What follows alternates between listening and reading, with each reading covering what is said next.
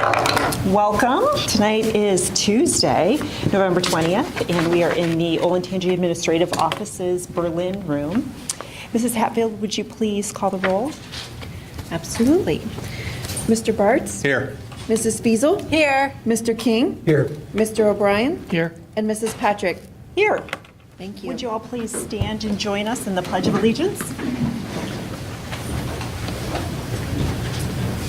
I pledge allegiance to the flag of the United States of America and to the republic for which it stands, one nation, under God, indivisible, with liberty and justice for all.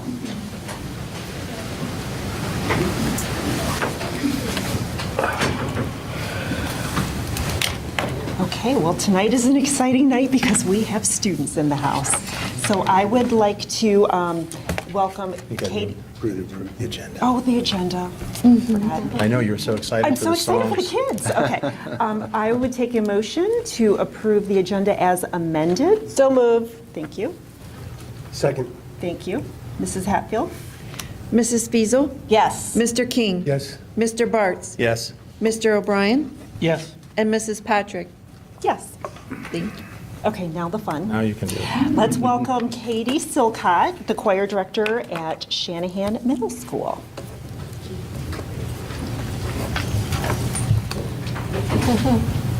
Good evening. Good evening. We are honored to sing for you this evening. This is our, you'll see soon, our auditioned mixed ensemble from Shanahan Middle School. These 7th and 8th graders rehearse Fridays before school. Each singer is a member also of 7th and 8th grade choir. Last Friday, our students hosted many veterans for our annual Veterans Day celebration at SMS. The celebration ended with music from the SMS Orchestra and Choir. This evening, we will sing 2 selections from that celebration, The Star-Spangled Banner and I Am But a Small Voice. As we begin this beautiful holiday season, we feel very thankful for the endless opportunities we have to make music in this fantastic school district. I am personally very thankful and grateful to be a part of the SMS family this year. Shanahan is truly a special place, and I look forward to working with these fine musicians every day. We hope you have a very happy Thanksgiving. Thank you. Thank you.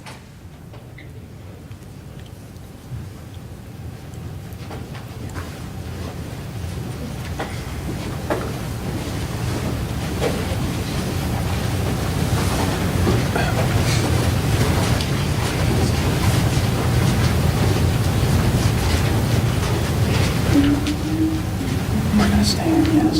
Stars Spangled Banner. Sure. You stand? They're going to do it. Oh, say, can you see by the dawn's early light what so proudly we hailed at the twilight's last gleaming, whose broad stripes and bright stars through the perilous fight o'er the ramparts we watched were so gallantly streaming, and the rocket's red glare, double bursting in air, gave proof through the night that our flag was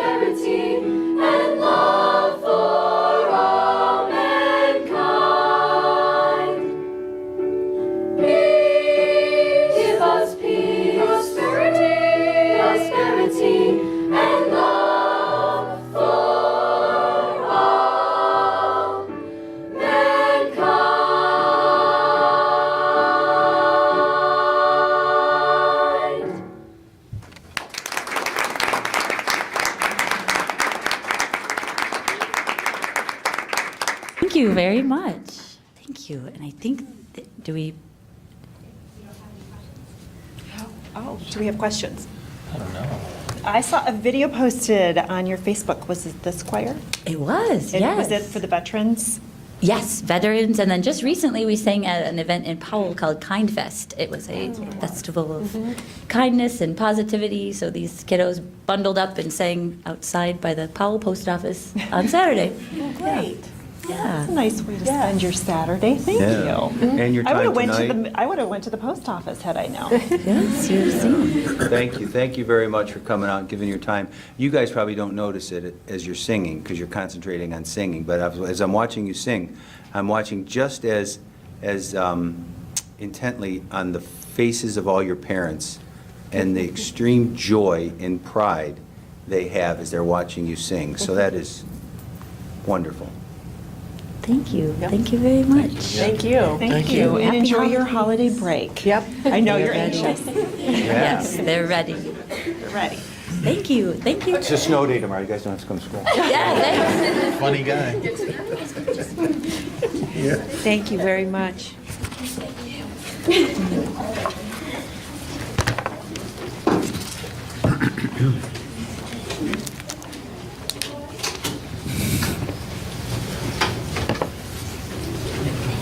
And they're Thanks. proud. Oh, is this? Yeah. Sorry. Told them they could stay. We enjoyed it while it lasted.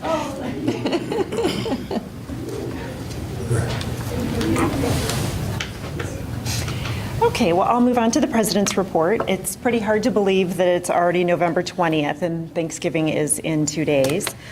Since our last meeting on the 24th, there were several of us that attended the Delaware Foundation Evening of Generosity.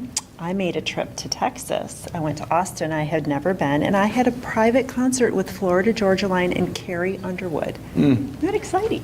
She's very pregnant. And then, of course, we had an election, and the School Boards Association's Capital Conference. And I attended Olentangy High School for lunch with the Braves Bistro. Yes. I had lunch with Mr. Griffiths, and those were the kids. They were all very proud of their pasta. I'm not a pasta person, but I sacrificed and had the carbs that day, so it was very good. At the conference this year, I wasn't able to attend the whole thing because of my day job, but I did go down and spend Sunday down there, and I attended one of the best sessions I have attended to date at the Capitol Conference called Design Thinking for Actionable Leaders, and it was hosted by John Marshausen, the superintendent of Hilliard, and Matt Miller, Lakota superintendent. And it was, I think, a must for all new board members and a really nice refresher, because sometimes we need a reminder of what our district's core values are, and that is exactly what they addressed. And these are the questions that I will now ask myself on a regular basis. Are we taking time and resources away from our core issues? Is our behavior consistent with our mission? I think that is the most important. And as a board, are we acting in a manner that is supporting those values? So I really enjoyed it. We addressed really big issues surrounding all schools in Ohio, and surprisingly enough, nobody threw out security. So they were prepared for that one. But anyways, it was great. I enjoyed it, and I was glad that I got to attend that. I also went to their opening ceremony where they did a lovely tribute to veterans. They had a choir come and sing all 5 branches of the services.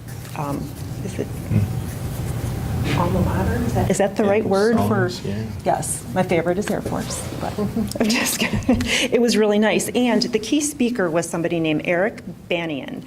And he is the author of The Third Door, How to Dream Bigger, Achieve Your Goals, and Find Success. And the thing that was so interesting about it was his journey to achieve this. He is of Middle Eastern descent. His parents had chosen what he would go to school for. He went to school, he questioned it all, and he got himself on The Price is Right to finance his dream of writing this book. It was really quite interesting and very motivational. But I wanted to open it up to my fellow board members and ask if you attended anything that you wanted to share at this year's Capitol Conference. I'm not even going to comment on the Alliance Luncheon. I am looking for my notes. I had them in here because I was referring to them earlier. But I went to, that's not it. I went to the school funding, several school funding and legislative ones, sessions, and Representative Cupp and Representative Patterson, a Republican and a Democrat, have come together because they worked on the House Finance Committee and realized that we have to have a new school funding formula. So usually school funding is discussed during the budget session, which is just 6 crazy months, and they can never really delve into the whys and hows behind the funding formula. And so that's what they're trying to do. They're trying to come up with a true number of what it takes to educate one average student in the state of Ohio. And that's a big endeavor because nobody has been able to do it before. But this committee that's working together, Republicans and Democrats, and they have administrators and treasurers on it, and that's the first time they've ever done anything like this. Before, it's the legislators trying to figure it out. And so they're trying to figure out what the true cost of education is in Ohio. And they have said they're going to their goal is to pull charter school funding out of the local districts. So they said, yeah, but then you won't get those kids in your count, in your ADM count. And I'm like, I don't care. I don't want those kids in my count. I've got enough kids. We don't need to count those kids too. But I don't need to send our taxpayer dollars to charter schools. So that is one thing that they are really looking at. And then possibly to remove the caps and the guarantees of state funding. So it was very good, very interesting. I feel more positive about it than I have in a long time because we are not in a budget deficit position like we've been over the past several budget cycles. So there is money there. It's just if they want to put their money where their mouth is. I say in here all the time, the biggest users of the state budget are Medicaid, incarceration, and education. So we medicate, we educate, and we incarcerate. Well, if we spent more money on education, we would spend less money on incarceration and Medicaid because people would have jobs and then they would have health insurance. So if we could spend more money on education, I think we would spend less in the other areas in the long run. So hopefully that will come to fruition. Now, the nice thing about it was, as an aside, I had these people coming up to me and saying, oh my gosh, Olentangy, you guys, in fact, one person told me, I'm not going to mention any names, but he's on this committee. He said, when we talk about school funding, we can't even put you into the formula because you are so different than every other school district. So it sounds like they're going to deal with Olentangy separately. And that's because of our growth, our median income, and our property value. And so I'm hoping that is the case. But they all know about us, that's for sure. I have to say, the awareness is there before, and the admittance to there is an issue, we have to fix it, is And the at least fact being that we've been spoken. underfunded for years. The same Yeah. person told me, we have been underfunded for years. And he didn't realize, even though he had heard us, he didn't realize till he saw the numbers, how bad it had been. Well, when you have school districts on the guarantee that are losing students but keeping their money, and you can't even address our growing numbers, Right. like that's a pretty big disparity. Was there a feel at all from the legislators as to incoming Governor DeWine's position on? Actually, Equitable I went to the funding. closing session, and Lieutenant Governor-elect John Husted spoke, and he said that their focus for education is going to be on early education and high poverty students. That's going to be a big focus of theirs. Well, early education is preschool. If we could get more funding for preschool, we'll take that too, because that is really exploding. And population-wise, in our school district is our preschool population. That's why we need to add more classrooms on. So it sounds like the governor is going to go that direction and really focus on early childhood education and then deal with high poverty issues in some way. But I think that they are very open again to discussing what to do with Olentangy, the high growth district, the oddball in the group. So, As I think Mr. Rafe was public enemy number one down there to Mr. Kasich and his aides. yeah, oh yeah, So, I they mean, weren't I going to guess do the us any question- favors. Yeah, I guess the question is if they're not going to listen to superintendents and those that have their finger on that pulse, who are they going to listen to this time around? That's the concern is, they've always, and Governor Kasich, not this last budget, but I think the one before, vetoed at 11:35 p.m. Yep. Right before midnight, vetoed the funding that was there, that was agreed upon by both the House and the Senate, so it's just But a little concern. they're not going to just have to hear from Mr. Rafe, though. That's the thing. They're going to have to hear from our taxpayers. They're really going to have to hear from us. So, and I know Representative Carfagna has said he will do anything he can to help us. He just has a sliver of our district, but he's very well respected around the State House. So, and he's on this committee, the Cup-Patterson Task Force. So hopefully we can use him to get us in as well. Well, I think that the school advocacy committee is going to need to do some work and instruct people on how to reach out to the representatives Yep. and make their voices known, because that's what they care about. Who's going to vote for them again the next time? Right. So, I had met with Representative Mike Duffy a number of years ago about funding and had a really good conversation with him, and I'm very confident in him moving forward with this whole conversation. He's done, though. He is. Duffy's done. On his way out. oh, Yeah, so true. that's why we have to work with Carfagna, and then our other representative is Chris Jordan. He campaigned heavily on the work he's done for schools. He did, but he won't return my phone calls. So, yeah, I don't know that, Understand I don't how that have any happens. data to back that up. But Representative Brenner, who will now be Senator Brenner, he returns phone calls. he does. Yes. Paul Kraft and I have been working with a coalition of superintendents affected by the caps, the gain caps, and the ones that are under, that aren't, and working with them to work with their legislators, because it's a good cross-section across the state. It's not just wealthy districts Right. that are affected by the cap issue. I mean, Columbus Public doesn't get their full formula Right. funding.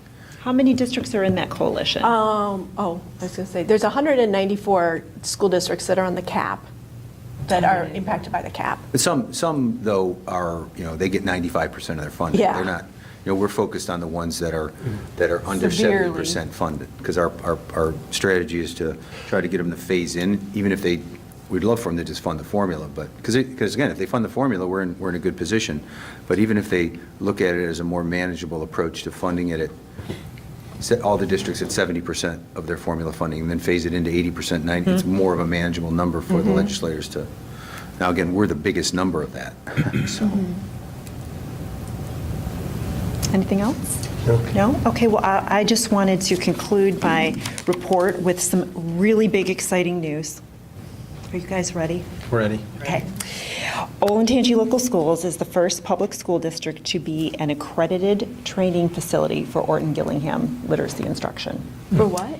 Orton-Gillingham. Oh, OG. Yes, OG. This is big. This is exciting. And so I want to extend congratulations to Holly Roberts and company and our administration for backing all the efforts.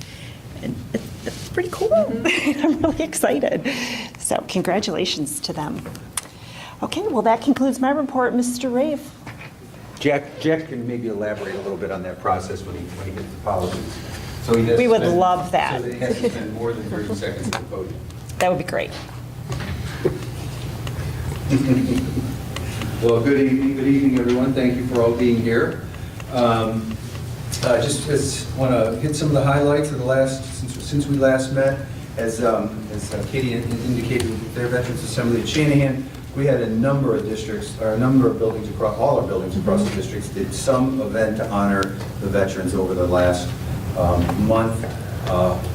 They hosted, every event seems to be getting bigger and bigger with more veterans more celebration. And it's really, as a father of 2 children in the military, soon to be 3, and a veteran as a son-in-law, it's certainly meaningful to me to see that effort of our staff and students.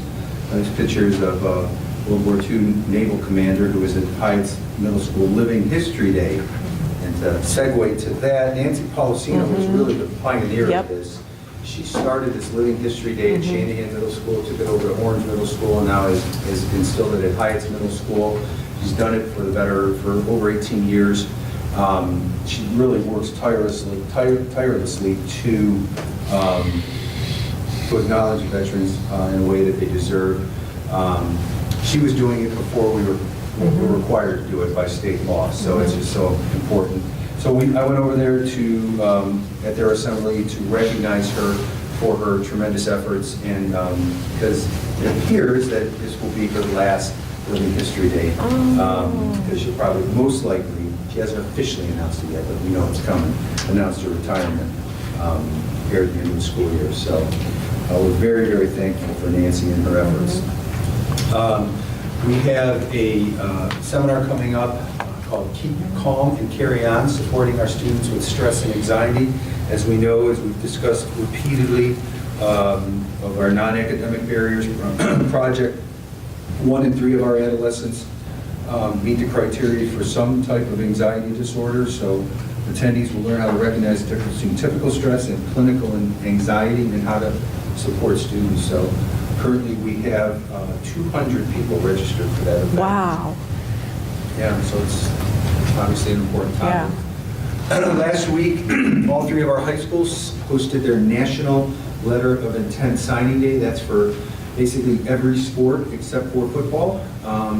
So these kids have earned outstanding GPAs, developed character traits that make the coaches, teachers, and parents very proud. Again, we just had a large number, all throughout all of the sports receive college scholarships for their athletic endeavors. As you know, in the spring, we will then honor all of the other students who are choosing to further their academic and athletic careers at Division III schools. So but this is a National Letter of Intent Signing Day. As Mindy mentioned at the OSBA conference, we had our STEM students, 4 STEM students went down, and they were recognized for their exemplary student achievement and did their presentations. I stopped in to see them. That's Karen Zidoti, the administrator at the program. They just did a great job, and their projects, I wish I could tell you that I understood what they were talking about, but God That one, did you go see them, No, Julie? I didn't go in there. Okay, the boy in the gray suit had one, it was very physics-based on, it was that super train, loop train, that he was designing the cars for it. I've been to a couple presentations about the future-ready cities and the grant that Columbus got, and I've heard quite a few presentations. And with all due respect to the people at Columbus 2020, and that kid's smarter than all of them. It's scary, yeah. It was really impressive. So. And very articulate. They were all very articulate. They're coming to present to us. Oh, good. Oh, yeah. Yes, it was awesome. Our next board meeting. We had 2 ELL, our English language learner teachers from Oak Creek, secured a grant from the Education Foundation. They bought 80 illustrated books that support their students, and that is featured in the Olentangy Valley News. So I just want to highlight and thank them for their efforts. And then just to highlight a couple of action items. What are you doing to me, Dustin? You're messing with me? You're messing with my mic? Or you just turned it on? That first one really always depresses me when because it just means obviously winter is here and certainly going to come more in full force. That we're got a big purchase on there for road salt. And then there are 3 right-of-way easements with Delco Water to accommodate our classroom additions. As it's explained to me, oh God, Todd, I forgot how it goes. We own the ground and the Delco owns the line, or vice versa. So we have to grant them an easement to our property to move the lines to accommodate the additions. So, and then there's our next round of important dates. Obviously, we have no school tomorrow. It's our conference exchange day. and then highlighting the Equity Inclusion Parent Workshop coming up on November 29th, and our next board meeting's December 30th, so. 13th. I won't be here. Sorry. You won't? No? No, I'm busy. And since it is the Thanksgiving season, I do want to, on behalf of all of our staff and our administrative team, we can't thank you all enough for all the work that you do to support us. I tell people all the time, Emily and I and our leadership team are incredibly fortunate to work with such a great board. And the way you support the district effort for your volunteer jobs that you do in this is just, doesn't go with enough thanks. Because I know you get, like me, you mostly get emailed when somebody's unhappy about something, and we don't often enough reflect about all of the great things that are going on and all of the people who are incredibly happy with our district, and that starts with all of you, so thank you. Question, comments? No, it's good. Oh, thank you. Thank you for the compliments. You're welcome. And appreciation. Okay. Mrs. Hatfield, your treasurer's report. Yes, I want to, first of all, say happy Thanksgiving to everyone. That's exciting that it's coming up, and I hope everyone has safe travels and gets some time with their family and friends this holiday season. This evening, we have several items on the agenda for approval. We have amended appropriations, minutes from the October 11th meeting, and donations. So with that, we'd like to recognize the following donations. We have a $500 donation from California Casualty Management Company to Liberty Tree Elementary on behalf of Mr. Jurovich's award. We have $3,000 from Howard and Laura Robinson to Scioto Ridge Elementary to purchase Fountas and Pinnell guided reading. A $5,000 donation from David Frecka, Next Generation Films, Inc., to Olentangy Berkshire Middle School DC Scholarship Fund. We have a little over $1,300 donation to Shanahan Middle School football from an anonymous donor. We have a donation from Liberty Athletic Boosters for just over $16,000 for architect fees, for the stadium locker project. They are looking into a specific project there and are making the donation to see if that project is feasible with the architect, so it's related to that. And then also from Liberty Athletic Boosters, there are several donations for girls assistant basketball coach for 2/4 supplementals and a 2/3 supplemental for the JV hockey coach. So with that, we thank all of our donors for donating those generous items to us, and thank all of those who donate in kind with their time and efforts that may not be reflected here. We are so grateful of all the community support that we receive. With that, I will take any questions. No, thank you. Thank you. Okay, do we have any public participation? We do have public participation. This evening, we have public participation from Mrs. Sauer. If you are able to come to the podium. Just as a reminder, each public participation statement is limited to 5 minutes, please. And we ask for the record that you state your name and address and your reason for joining us. Hi. First of all, ladies and gentlemen, thank you for your time and even being able to speak here. My name is Melissa Sauer, and I live at 582 Forest Park Place in Powell. And I guess this would be a time to give thanks for Thanksgiving. I'd like to say thank you to Mr. Wright. He was the principal when my children were there, and it was very welcoming. I have a daughter with special needs, and he made her feel accepted and involved. And Mr. Barch, you've coached my boy, so thank you. Just Long time ago, I'm old. they're both at Fishers now, and they're doing well, so thank you. I have been employed in the district as an intervention aide, and it is a passion of mine. I have a daughter with autism, and she had a great experience as well in the district. I am here specifically because I noticed something on the Board of Agenda meeting minutes, and I was advised to come and speak with everyone. I noticed that it said my resignation was October 11th, and I am currently having physical therapy for a work injury that happened April 10th, and am also being seen from an injury on 5/8/16. With that being said, I would like for the record to state that I did not resign on 10/11. I think that date may be coming into something I had a representative look at for me in case I needed to offer my retirement resignation, and that's not accurate. So I am here because I reached out to Human Resources since November 13th, and I was told by Jamie Sager yesterday that I could have the agenda adjusted, forgive me, and to reflect the correct information. Jamie had said she would get it corrected, and I thanked her for her time. Specifically, I was trying to get corrected that I've reached out to SIRS, and because of my multiple work injuries, I was also injured 2/23 of 17. But since my injuries, I am checking with SIRS in the disability process, and they have stated there's a specific statute, and I can give that to you, forgive me, 3309.41A1 and A2, that states if you're going through the disability process with SIRS, you are supposed to be on an unpaid leave of absence.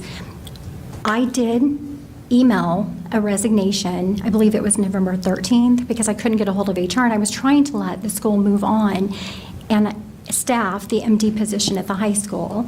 And I realized that I was trying to reach out to Susan Colson or Jamie Sager, and I talked to them yesterday, and they just said they were just overwhelmed with open enrollment.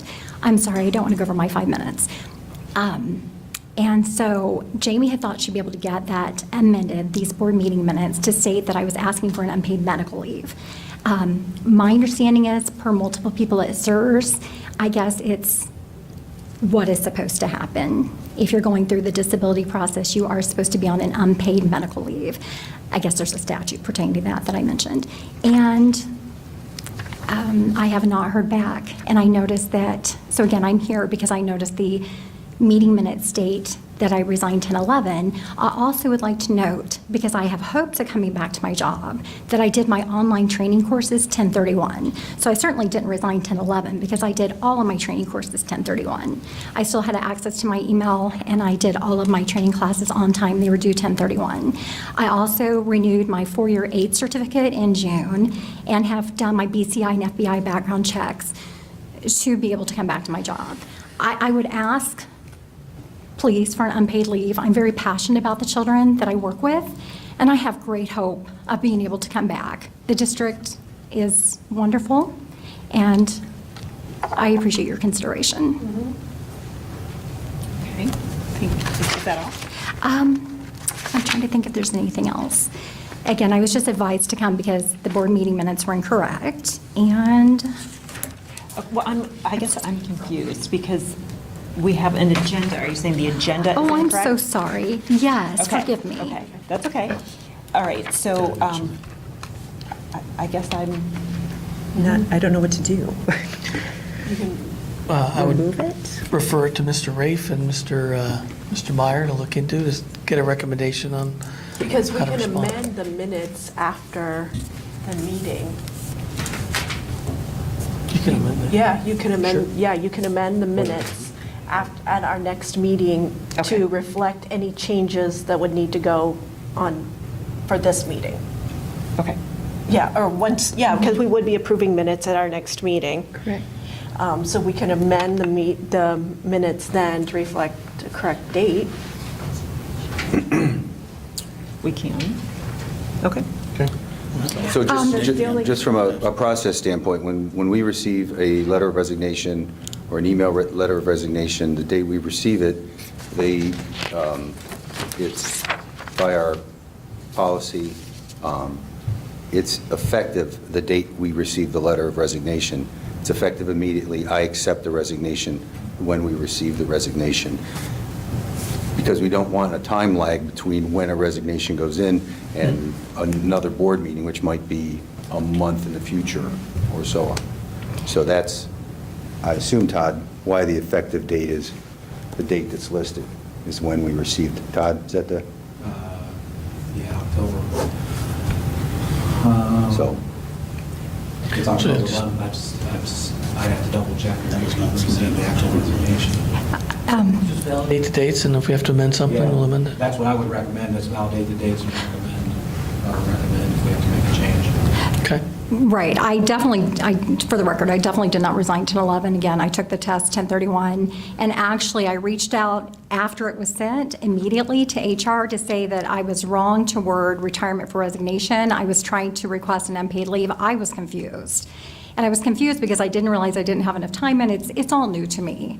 And that's not my passion. My passion is the children, so, and I tried to rectify it. So I'm requesting unpaid medical leave per SERS and per the statute, because I am going through the disability process with them. So if you have an email record, can you forward that on to our HR department? I did. I received an email from Jamie Sager yesterday saying that the retirement resignation was accepted 11/14. However, she and I had been in correspondence prior to that on the third. I've been trying to reach them since the 13th when I emailed it saying I realized I made a mistake from SERS, and I was supposed to put unpaid medical leave. So that's truly not just the date, but also. So it's unpaid medical leave, not resignation. Correct. So then we could just amend the minutes to reflect. I'm sorry. That. I truly am Yeah. sorry. But we haven't had this before, so. Yeah, I truly, and I've never gone through it. I never thought I would go through it. So I truly do apologize for everything. Because we could, We pull it. actually, we can pull it from this agenda. That's what I And thought. then- Clarify.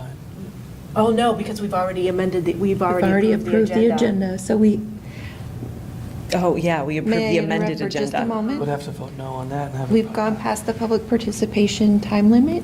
If we want to continue, Mindy, we just need to, if that's up to you, if you would like to continue past that time limit. The other thing that I would say is that if we need to accept a rescinded resignation at the next board meeting, that might be an option. But I think it's something that we need to go back through the records and make sure that we have the information that we That we need, need and to- then to follow up correct with the Ms. record. Follow up with you. Yes. I and appreciate your then consideration, Come back even to that at at the this. next meeting. Yep. So we can't pull her now? No, we can't pull No, it we now. can't pull We've it already now. accepted it, we can't. Okay, well, thank you so for your we'll have- time. Thank you for your time and consideration. Put some What do I information do together next? for us, Yes, we please. will have, we'll do some So we're going to get this background checks info and. and timeline. We'll follow up with you outside of the meeting. Okay, thank you. Okay. I appreciate your time. Thank you. Thank you. Back to us. Do we have any other public participation? No, we do not have any other public participation. Okay. Well, I would like to welcome Bob Lamb from the Delaware County Economic Development. He's the director there. Bob, welcome. Thank you very Haven't seen you in a much for while. having me here Yeah. tonight.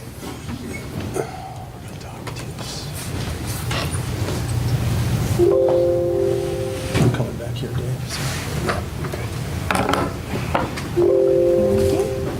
Making a great noise, but Technical.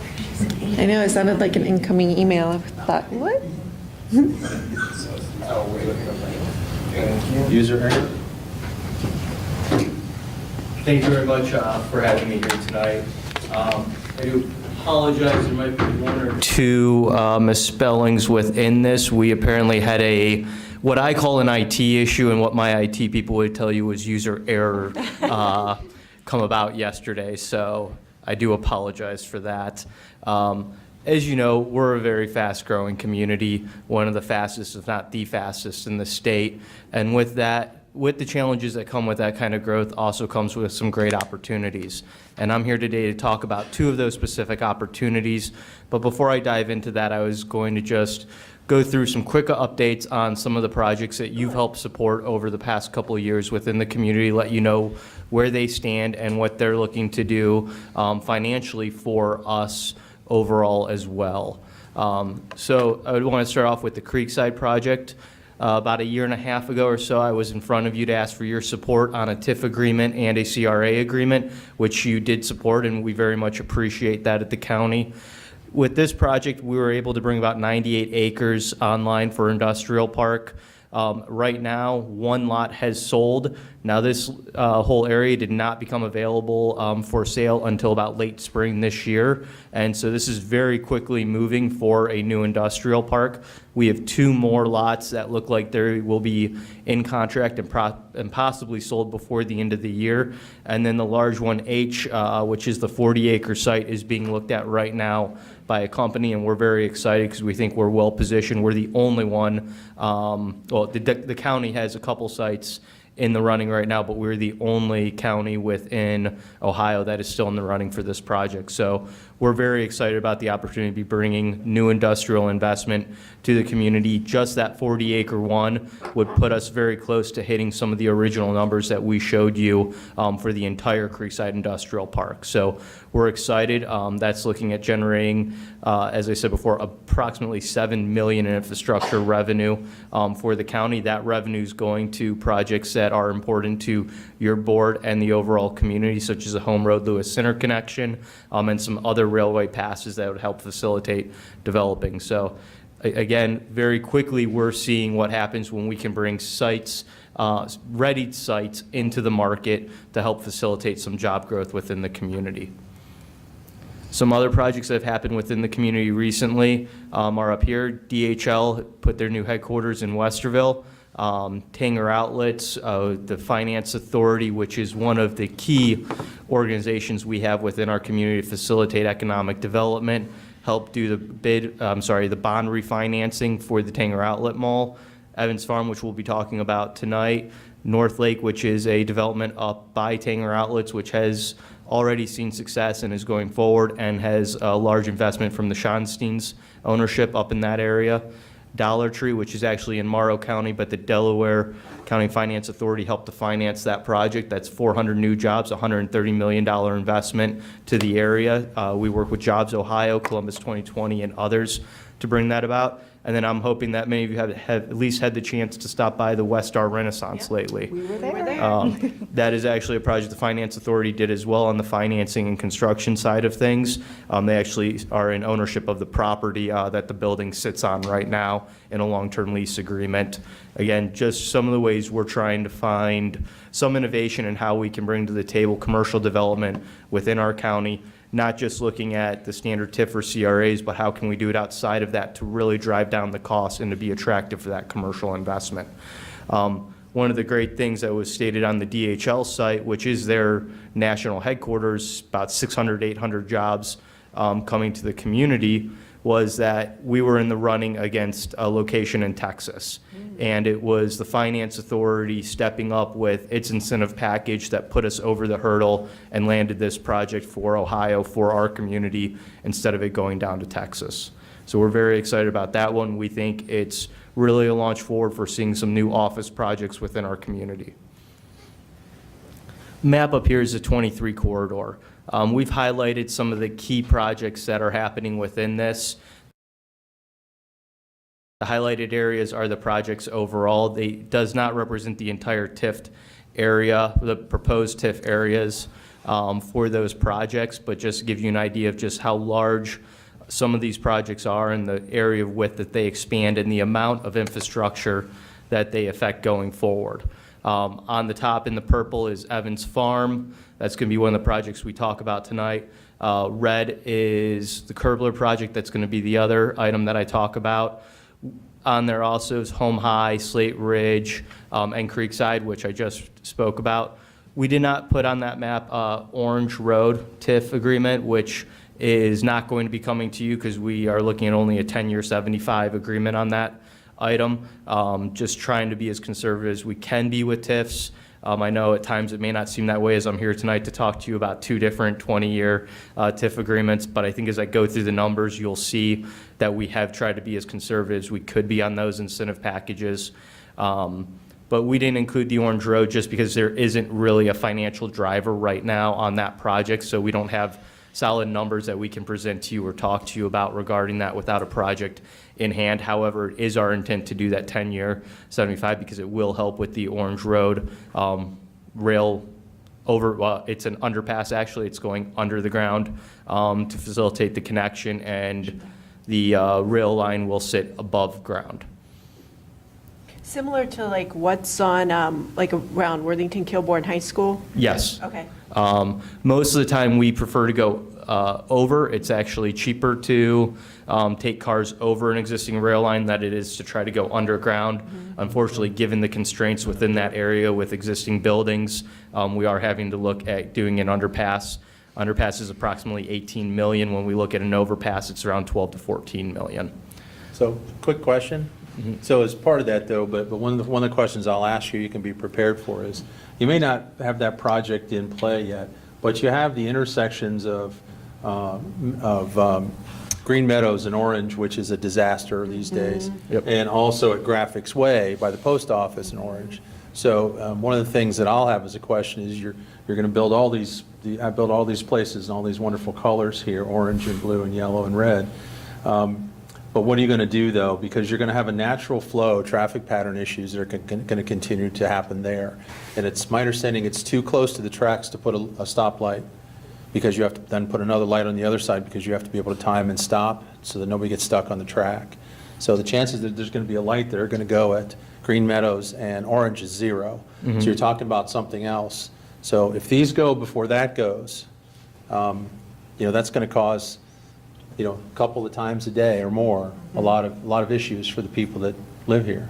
We absolutely agree with that concern on transportation side. As I go through this, I think I'll hopefully be able to address a lot of that question for you. Now, these things are coming online today. We don't have the infrastructure done today or the funds ready to go today, nor the designs completed, but we are trying as quickly as possible to address that. Large public improvement projects, so don't happen overnight. So you'll see as I walk through the timeline that we are working on these. We're looking at beginning them in 2019, but some of them will not see completion until 24, 25. So the critical infrastructure that we're viewing within this general area is approximately 166 million in estimated costs. Now, some of those are split between developer and the county, but the majority of it, I would say, sits with the county. Plus, those are today dollars as we see construction costs continuing to increase, as well as the projects are pushed out over a 10-year time frame. We're going to see that number increase as we go forward. Just something to keep in mind as I start talking about the TIF numbers. Before, however, I get into those figures, what I wanted to do was to walk you through what those infrastructure improvements are and how we see them as benefiting the general area. Also, I'd like to talk about how we think they help the school district as well meet its needs. Home Road West, west of 315, what we're looking at that is running really from 315, the river about moving westward to Sawmill. That's going to be a widening of different lanes as well as some other light improvements.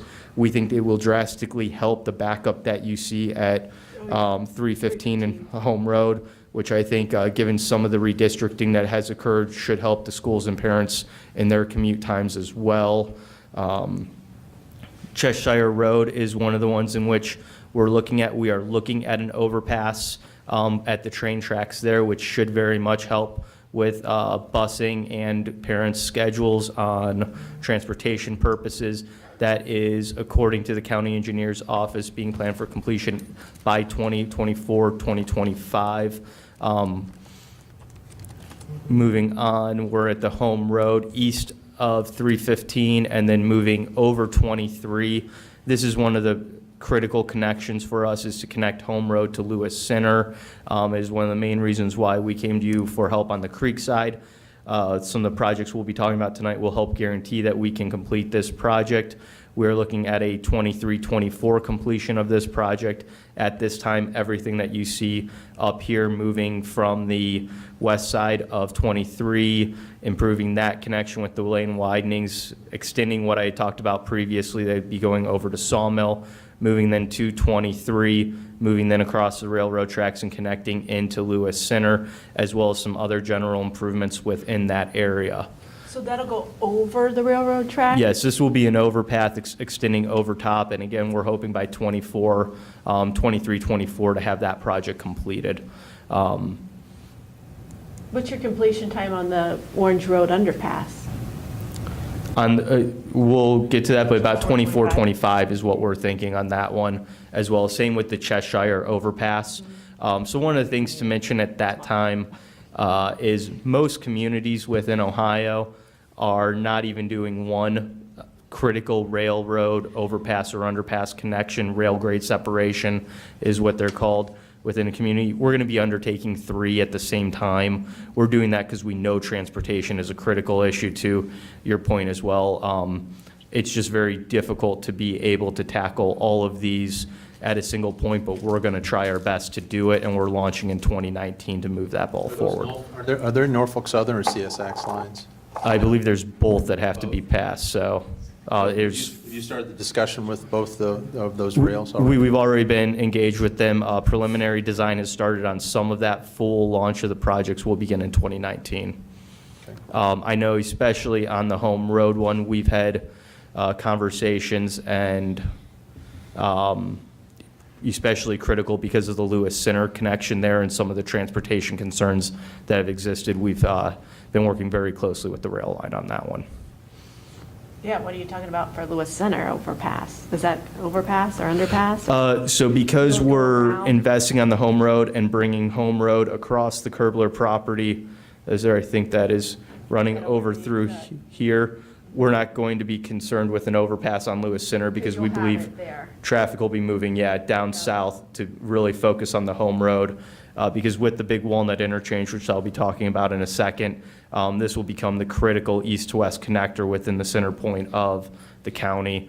And then this Kerbler Slate Ridge slide just better highlights some of the connections that we'll be doing internal to the site to help accommodate Graphics Way and Green Meadows Way traffic flow, which, to your point, does put more traffic onto Orange. And because of that, we are looking at that Orange Road improvements, and I'll get to those as well. As you extend eastward from that home road Lewis Center connection, you do move into Big Walnut and then into the Big Walnut interchange area. We are looking at 2024 completion date for this.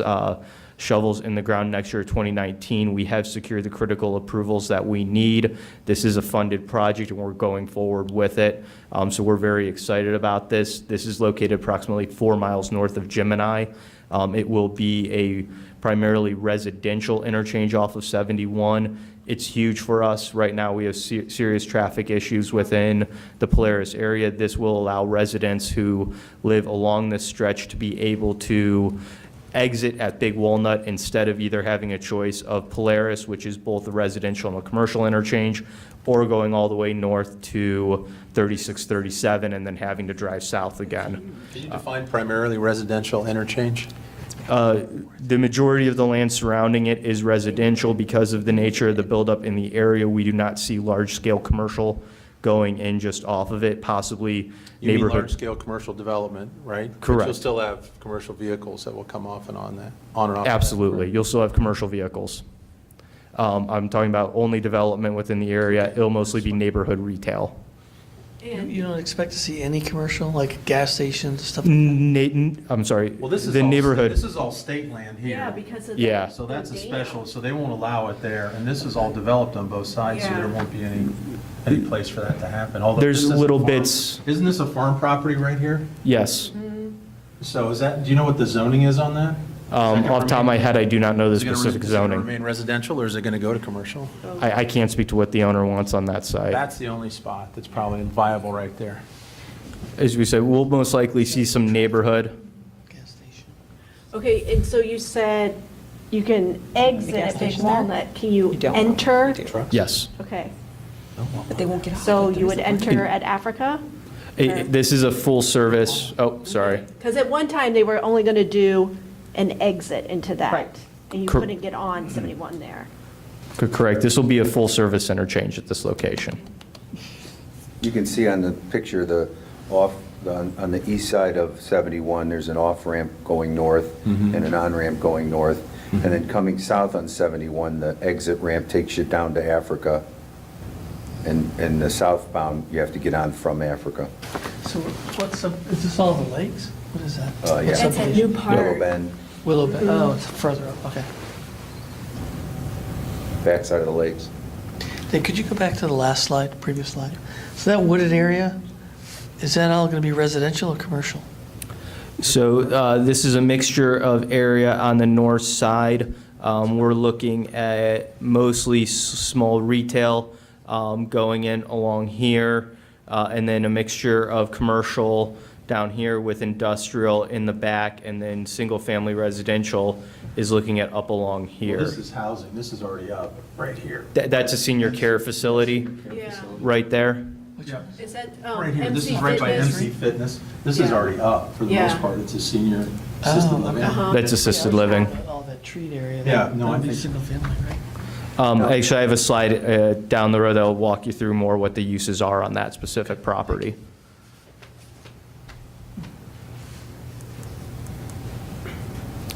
This is Evans Farm and Lewis Center, so showing some of the improvements and connections that will be occurring in relationship to that and how it ties into Lewis Center and other key locations within the area. Again, lane widening to accommodate new traffic coming in, up from Green Meadows as well. So again, trying to do what we can with a completion date of '24. Go back a minute, Bob, if you All the look way at that yellow. Green Meadows? Yellow, Keep the going. yellow areas, if you've driven around Lewis I've Center never passed recently and you Orange. see the trees have been cleared, that's a widening of Lewis Center to 3 lanes, a roundabout at North and Lewis Center, and a widening of North Road going to the northern section there. Not the 3 lanes, it's just a road widening. Correct. So, Yeah, it will be 2-3, yeah. So North and Lewis Center is going to be a roundabout? yes. Yeah. And That doesn't indicate that, but that's where they would be, right? Yeah. Right there, yeah. That's going to be a joy. I'm sure that, they're going to break down August 15th, right when we start school. you know it's all your fault, Mr. Rafe. All the traffic issues. right? In defense, we're trying to get it done as quickly as possible for you. We're taking heat because of the timing from the BIA, because it will be in conjunction with the Parade of Homes. However, we told them because of our attempt to try to accommodate the schools, we're going forward with it Now you've and upset the not going to BIA. take 6 weeks Don't go off. over it. It So, won't. Yeah, this area's so hot, they'll build Uh, it. Pyatt Road from might know. Hollenbach, is Pyatt's going to go further north, Yes. yes. all the way to Berlin? I'd have to go look at the exact map, tell you exactly how far, but I believe, Yeah. I believe it is supposed to go to Berlin, but The Pyatt Road extension is already done down to Glen Mead, which is On a the east side of the development building. just north. Yeah. And it'll be open when school starts, Pyatt Road to Cheshire. The township is widening Pyatt Road from Cheshire to Hollenbeck, or to Hollenbeck. Shanahan. And then eventually, as part of the Evans development, Pyatt will be brought down to connect with where the Home Road, Lewis Center roundabout That'll comes. become a major north-south. Yes, Yeah, well, Yes. That'll compete with Southwold State. correct. yeah. Yeah, which is needed to take traffic off of Southold State. yeah. Oh, wait a minute, it's new and improved. Have you been on it? It's awesome. Well, that's is part of nice. this. It's new and improved for traffic of today. The problem Yeah, is the south growth of- that's continuing and the increase in traffic. South that Orange Road it is. Yeah. Okay, thank you. This shows Hyatt's and Shanahan Road improvements. Again, we are looking at a 2023 completion date on these improvements. These improvements do not highlight a overpass at Shanahan's at this point in time. I have met with the county engineer's office, and they are willing to commit to a 2025 initiation of the project for the overpass at that location. Because they are taking on 3 others from 2019 to 2024, they just don't feel that it's possible to do Shanahan's immediately. The only way that they would be able to initiate that would be to shift priority from Orange or Cheshire and push that project into 25. And because of the traffic counts, they want to be able to start Shanahan following the completion of those projects. Also, I think with the implementation of the Cheshire overpass, their hope is that it will alleviate some of the concerns that do exist at the Shanahan overpass because of how the connections to roads will facilitate traffic flow within the area. Again, showing you some of the Shanahan improvements, again, not highlighting the overpass at this point in time. So Bob, the red on that to the left is already in the works to add the turn lanes at Shanahan and Hyatt's and to align them. That's already in the works, correct? Correct. So that interchange will just be, it'll become just like the orange 23, Oh, yeah. Yeah. which is, again, that makes It makes so much, a big. much safer crossing, a light, turn lanes, better load of the traffic into those.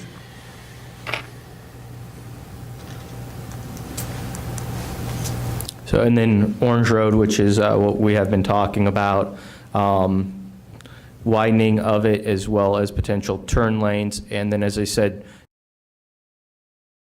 the county engineer's office is supportive of a 2024-25 railroad underpass at this location. We believe this is a key project. Orange Road will actually move to a county road. Today, it is a township road because of the traffic on it, because of its connection to the rest of the transportation network. We do feel that it is appropriate for the county to take ownership of that road and move it away from the township.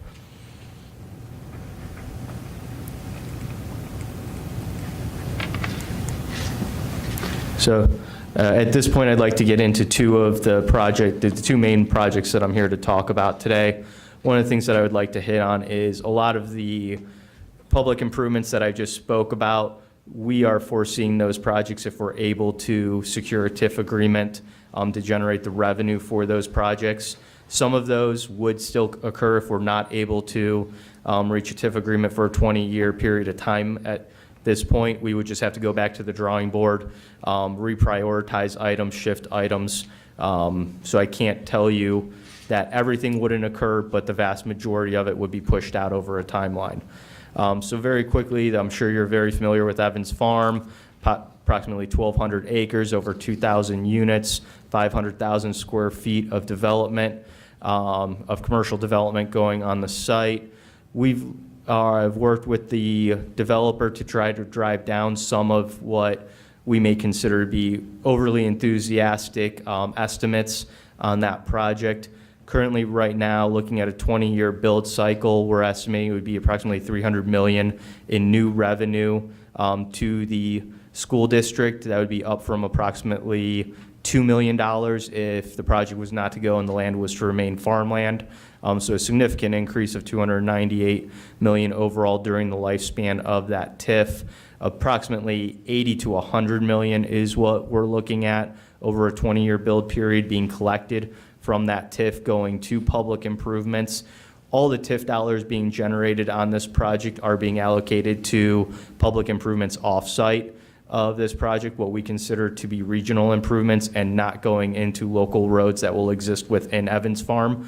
We have told the developers that for those types of improvements, they need to be leveraging the new community authority that they put in place and not the TIF. So we are taking those dollars and using them to construct what we deem to be public improvements that will help the region overall, not just the developer's project. So we're excited about that arrangement. The other key arrangement that we have with the developer on this item is that of the public improvements that are regional in nature that are the responsibility of the developer has to fund those improvements and will be reimbursed through the TIF if the TIF fund has not collected enough of the projects before they can go forward. So the developer is taking a risk. If they go forward with a new phase that enacts $10 or $15 million of new public improvements, they're having to upfront that and will be repaid over time through the TIF agreement because we were unwilling to take the risk of the developer not completing a project after we go forward and conduct the public improvements. So we're trying to keep this as very much on the developer as we can while providing what we were a payback method for regional public improvements within the area. So these are some of the pictures of what the Evans Farm commercial area is going to look at the area that is being included within the TIF. We foresee neighborhood retail type uses, office uses, multifamily, and those types of things occurring within this area. Restaurants, the developers will tell you they have approximately 70 letters of interest from different companies looking to locate within this area. We have talked with the YMCA, we've talked with other sporting organizations that are interested in this area. As I'm sure some of you have heard about some of the plans going in for the park area along what would be the west side of their project. So we're very excited. We think this brings a new amenity to the community, one that isn't seen within Orange Township, a new walkable downtown feel. We do have something very similar to that in the city of Delaware, but this would be a new urbanism type approach to it. And so we think it brings a needed amenity to our community that will help us continue to draw residents of a variety of age groups that can experience the walkable nature that many individuals are seeking today. So just for clarification on the Evans project, he showed the TIF parcels that are in the commercial zone are the only things that are generating TIF dollars, correct. The residential zones aren't. Yeah, we're only seeking to put in place a commercial TIF. It will not go into single-family homes. So all those tax dollars generated from that, which is the majority of that $300 million that I spoke about earlier, will be coming from the single-family home Yeah, development. because we are going to need them for education. Well, and one of the things that my office did do, working with the superintendent, knowing it was so important to Olentangy schools, was to go to the developer and say that my office, myself, would not be here tonight to present this unless we had a MOU signed by them for the 20 acres of land for the elementary school to be donated, up to 20 acres of land to be donated to the school board. We made that a requirement in my office. We want this to be a partnership opportunity. We see this as a way for everybody to come together and to facilitate public improvements that are critical for everyone. So we have that MOU then? Well, I think a lot of times, just for, again, for public knowledge, there's a lot, when you talk about tax abatements or different financing of these kind of projects, the perception is somehow the developers are putting all that tax dollars in their pocket somehow. And the reality is that we're using these public tax dollars to facilitate public improvements. Mm-hmm. So we either do the type of, the development's going to happen with or without some of these public improvements, so we can keep sitting in traffic, or not. And so that's why we've been working with the county to try to facilitate these things happening. Well, my concern was getting the MOU because, as you know, we've been burned by developers who have skipped town before, and we haven't gotten the land Right. that was promised. Behind Orange High School. Yeah. Keebler Farms, where MC Fitness is now, that was going to be cobblestone development, and that was going That'd to have have... been a great location for an Yeah, that elementary was going to have an school. elementary school there, and recession put one in hit, Kerbler. and it fell through. And as the superintendent said, I think one of the critical things to keep in mind is if these projects don't go forward, it's not that other development won't occur. It will just most likely be single-family homes only, and we will not have the commercial properties be able to leverage to try to do the public infrastructure improvements. Yeah, as long as it's commercial development like that they're showing in pictures, great. Right. There's no bait and switch, right? Well, I don't need a The good thing with baseball center. at Evans Farm is that they did have to submit a fairly comprehensive zoning package to Orange Township to get their approval. So one of the things we just worked on with them was shifting around locations of multifamily within their site, not increasing the numbers at all, That's fine. but shifting from point A to point B. Just to do that, we had to go back to the township, secure all those approvals in that step process. And I say we because we had contingented the TIF agreement on getting those approvals before we would come to you and present, because we didn't want to have to be back here saying we need amendments or changes to that. So we worked very closely with them to get that process done. So on the bait and switch concern, obviously that can always occur, and I can't tell you today there's no risk in that. But I think because of those zoning regulations and the limitations they were placed under, that risk is as mitigated as any government entity can do. But again, it is all market-based driven and driven by the economy.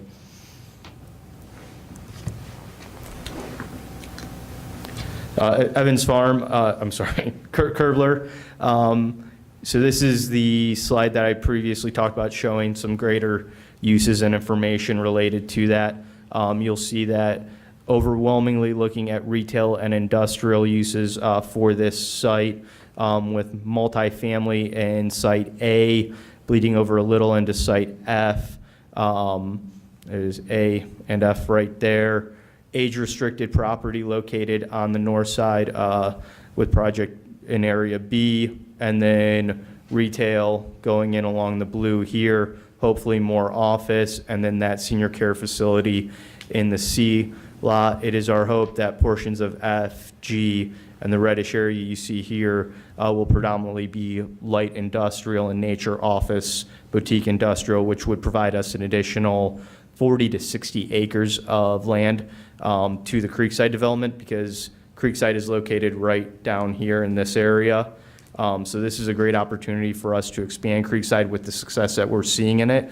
We think it will be needed over the next coming years, so we're excited about the ability to provide more land that is industrial, specifically in nature, by working with Kerbler on this project. Again, the driver on this project of the timing is the multifamily located in A. That is a Schottenstein project that will help facilitate the bonding capacity to get Home Road, Lewis Center connection on track. That's one of the key reasons why we are so interested in it. By getting that multifamily project up and going, we'll be in a position through either the Transportation Improvement District that the county created or directly with the county to go and bond on that project to help move that forward quickly. Here are just some pictures of the product that's going to be going in. I believe the multifamily is shown up here, and the age-restricted project is shown down there. It's my understanding they are deeding the project to 55 and up at this for the age-restricted side. Yes. I haven't heard that term before. 55 and older. It's because you don't want to offend anybody, you have to be nice.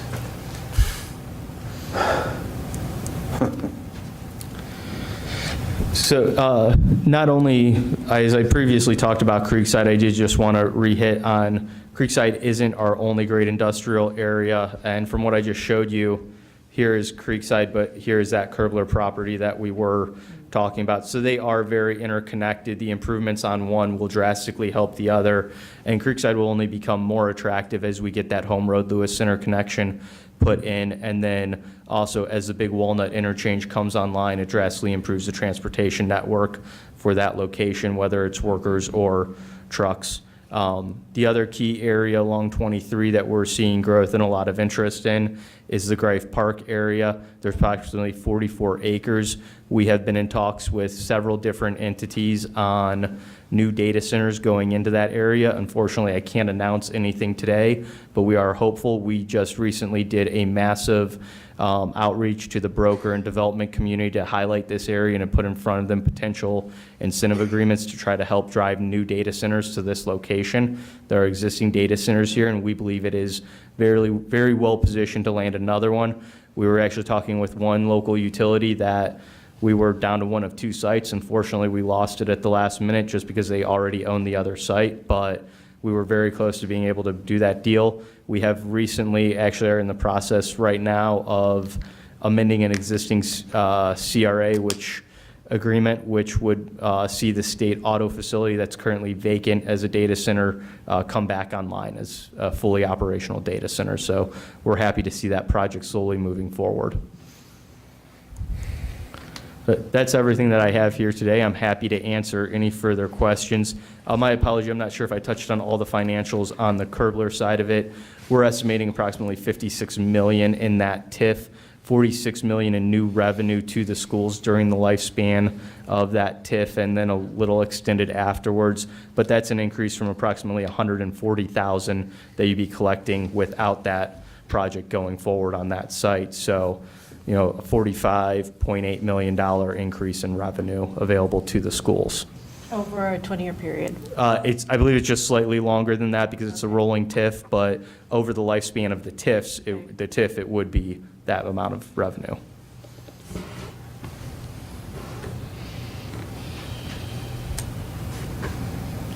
And I think those are, you know, whatever we decide going forward is, it's, you know, we've been working with Bob and other entities to try to do whatever we can to build, with all due respect to our home builders, because they're great people. We've been trying to build buildings where kids don't live. Yes. And have that commercial property, and doing these kind of, getting the infrastructure in place, having shovel-ready dirt so we can build on it is important to making that happen. And it gets the clock running on the TIF running out. Yeah.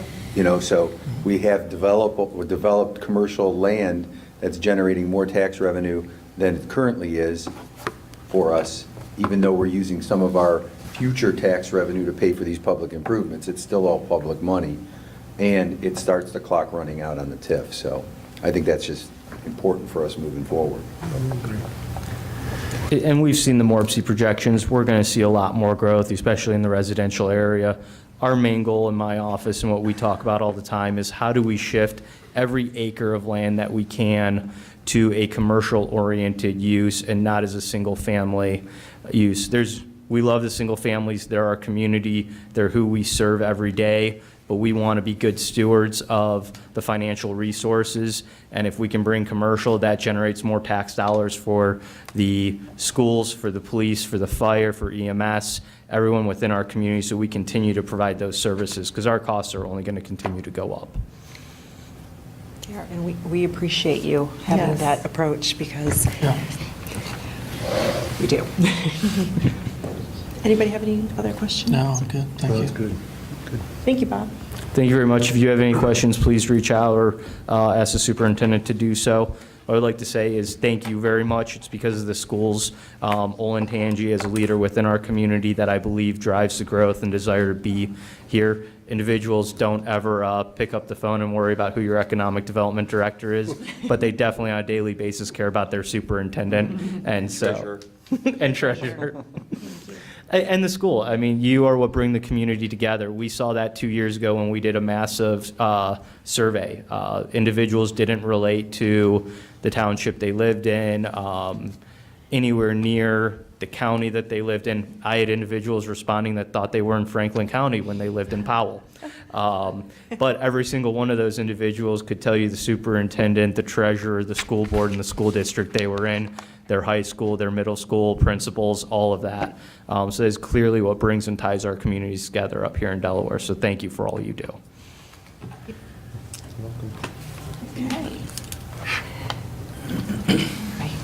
Okay, And I do apologize, I'm going to need to leave. I'm over in Powell at 7:30 for the Ohio State project, so thank you. Go quickly. I hope you don't get stuck on Orange Road. We're trying.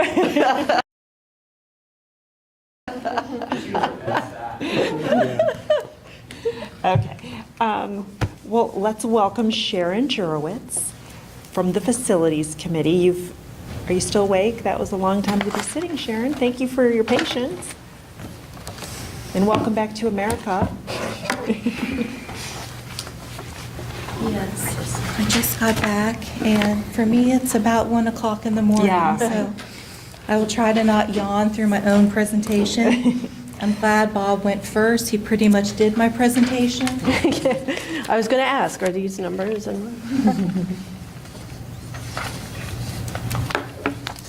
Most of you have seen this before, so I'm going to try to go through it quickly. If you have any questions, please interrupt.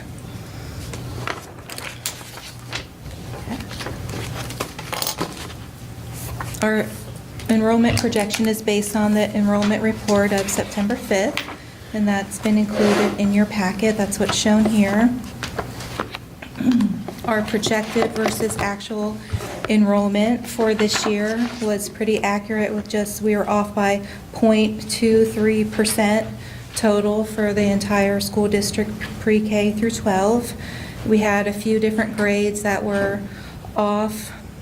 Kindergarten, preschool were off by 30 or almost 30. But the rest of the grades were pretty accurate across the board. Our projected enrollment for 10-year forecast is what's shown on this chart. I apologize, it's very hard to see the numbers. What we're going to do following this is explain how we came up with these numbers. What's included on here, is this a pointer? This is last year's actual numbers, 2017-18.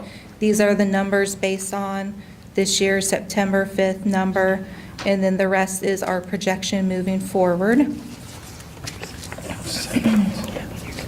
And then also what we're including this year is a 15-year projection. Normally we just do 10. We felt this year it was important to look out for 15 years because of the number of classrooms that are needed and when possible buildings would be coming online. Sharon, can I stop you for one quick second? The preschool, so that was where we were off the most. Yes. This year.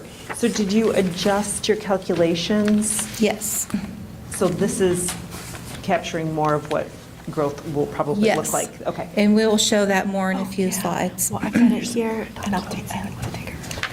These two graphs at the bottom of the screen were ones that were done by Scott, who presented earlier this year, the end of last year, where he does the overall projection of what the district will be and where we'll meet maximum enrollment, and then how it will taper off in the future. That's based on how much land is available and how quickly that it will be being developed, and our numbers are falling in line with the numbers that he presented, and we'll show more on that later in the presentation.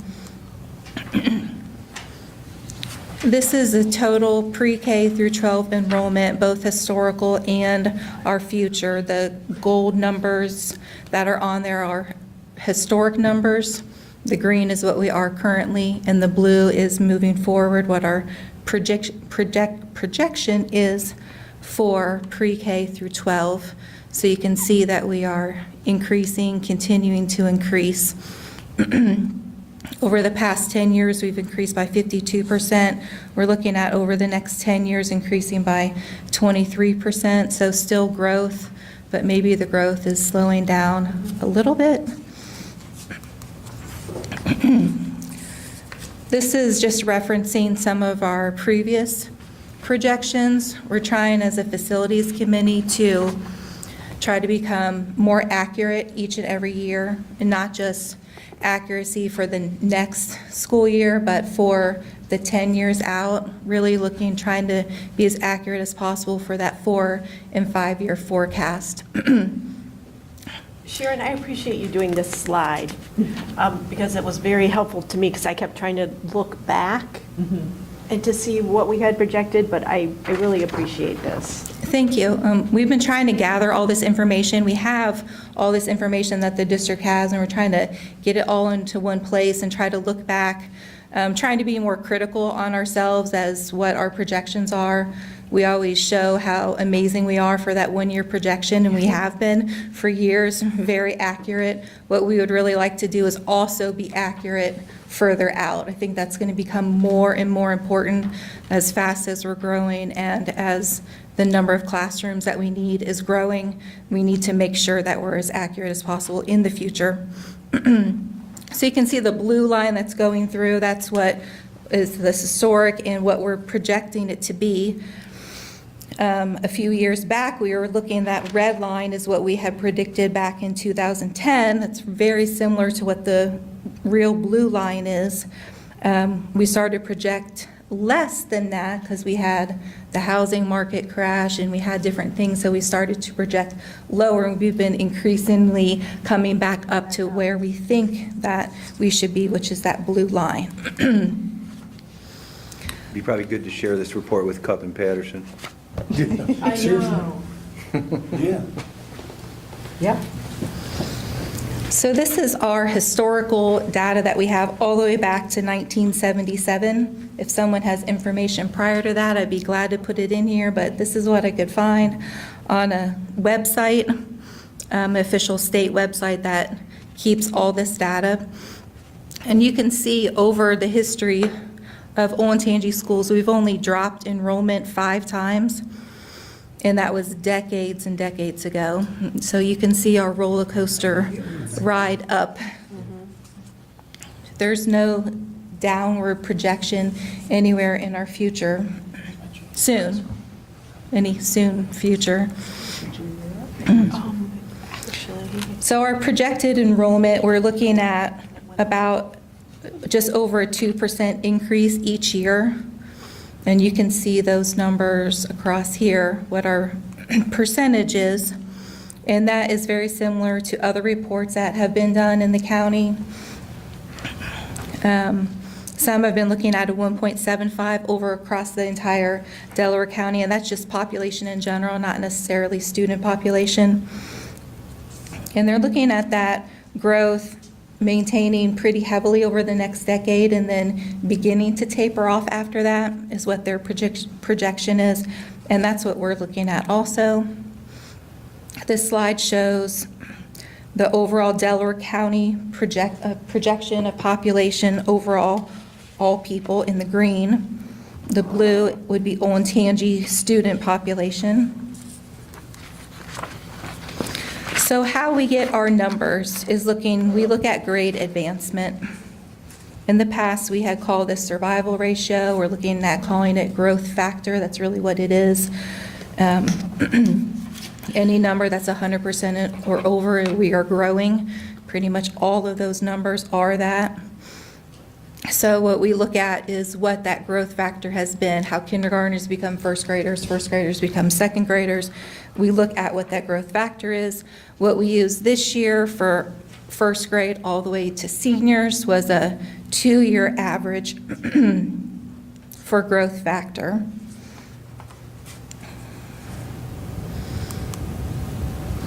This is just an example of growth factor using this year's seniors.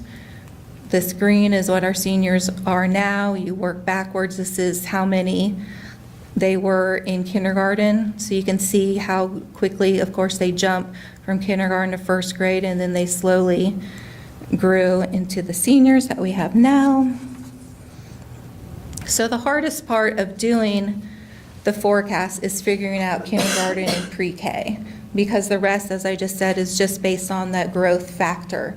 Once we have figured out what first grade is, the rest just compounds and grows from that point. So figuring out kindergarten and pre-K are the hardest.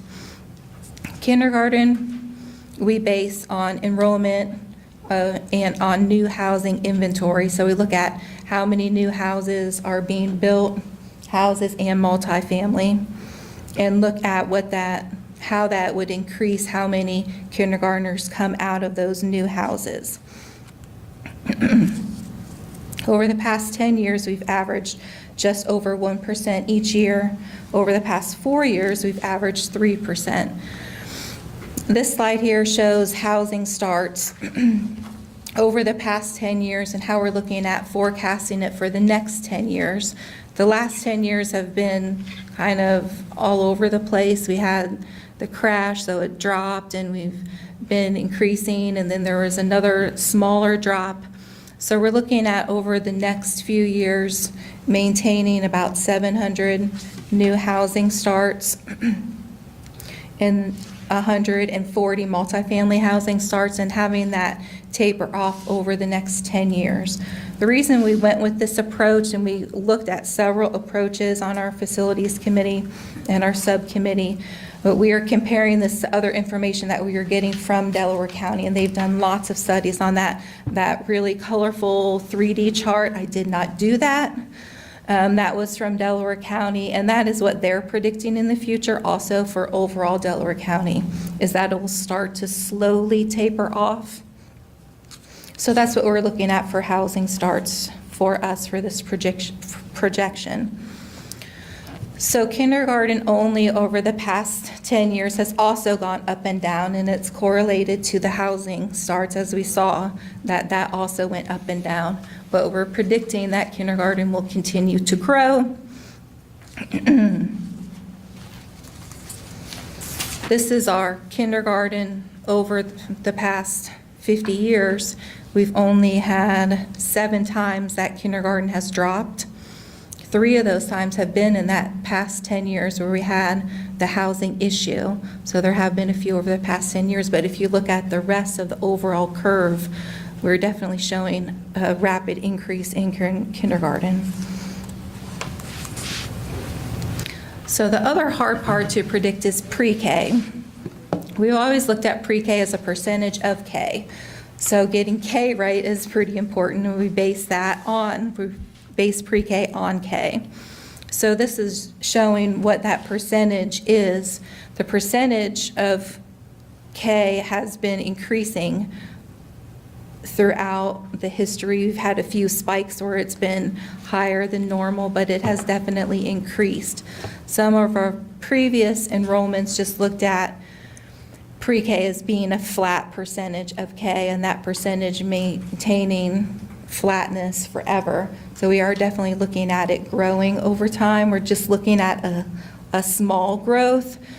So we'll keep a better eye on that and see if we need to make that a larger percentage over time. We're also looking at other ways of having pre-K students not be in the classroom and being taken care of outside of classroom space. So we feel that if our projection is slightly off on pre-K, that we might be able to accommodate the classroom need in other ways.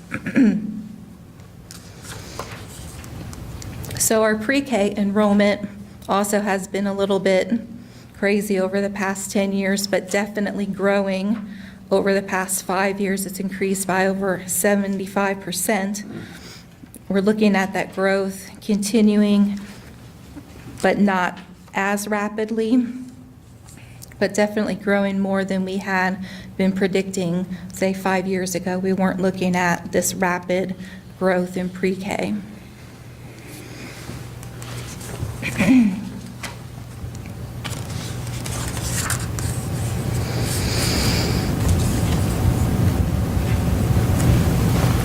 So our projected elementary school enrollment is based on, our capacity is based on the number of classrooms that we have. The classrooms that we have this year are 449 classrooms.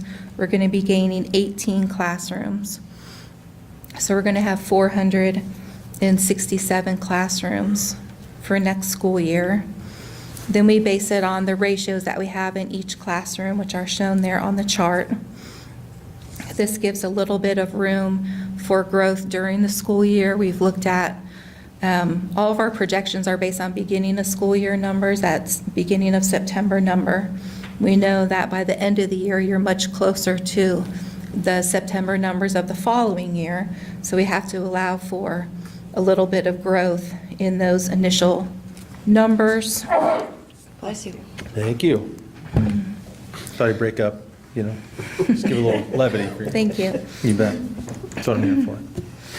So when we look at our classroom need, we take those numbers of students that we have and we break it down into the different classrooms and then look at how many classrooms we would need.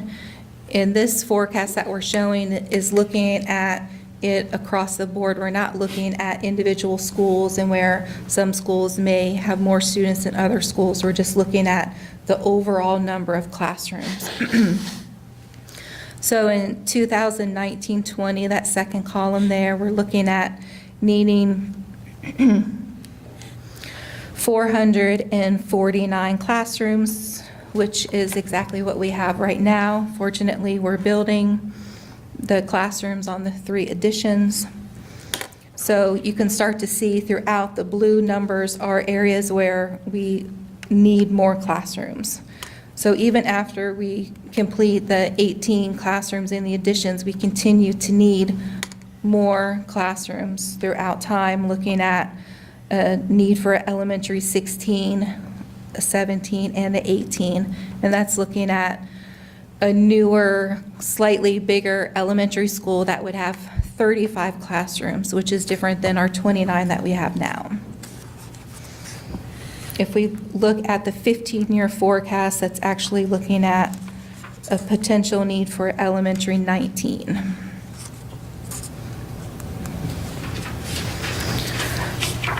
Middle school numbers, again, the yellow is the past, the green is what we have now, and the blue is looking forward. We're looking at increasing by over 24% over the next 10 years. That's another 1,240 middle school students. So that's another middle school. Yes. Yep. At least. Thank you. This next slide is showing just that. We're looking at that classroom need. When we look at middle school, we have to look at it in two ways. One is how many students can we fit in the classroom space, and that's true classrooms, not the PE rooms, not the music room, not the art room, but actual a typical classroom. And we look at having a need for more classroom space at the end of that 10-year forecast. But when you actually look at the art space and the lunchroom space, you actually have a need for more space sooner than that.